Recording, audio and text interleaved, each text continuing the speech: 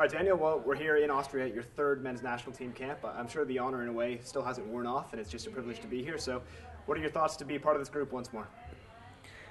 It's exciting. I was happy to get my third call. I was a little disappointed not to get the call for a few of those camps in the fall. But every time you sort of get a call and an opportunity to play for your country, it's exciting and it's a huge honor, and I don't think it's anything that'll wear off.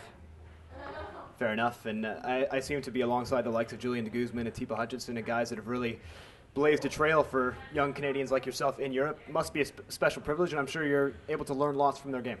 Yeah, absolutely. Those guys are really good at mentoring us on and off the field, but really, like you said, pave the way and give young Canadian players hope that you can have success in Europe. And despite being Canadian and maybe our lack of great football success in the past, that maybe we can change that by getting more players overseas and breaking into first teams, having success.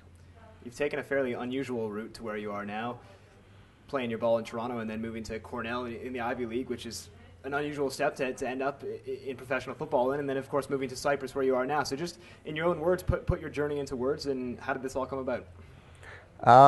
When I was in high school, I wasn't in the Canadian youth system, and when I was going to Cornell, the idea of playing professional was a dream of mine and not a guarantee at all. And so I went for an education, and I had an opportunity after 2.5 years to go for a tryout in Israel, and I made the decision to go.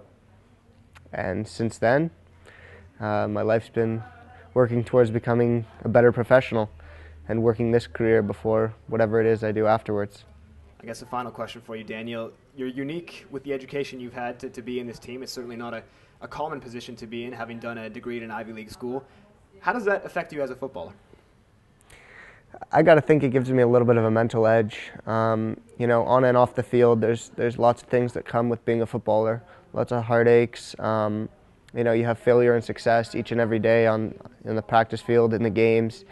And myself, I use other things. I read and I do other things to keep my mind strong. And I really feel like, you know, there's nothing wrong with having a strong mind, and I think it'll help me with success in the future.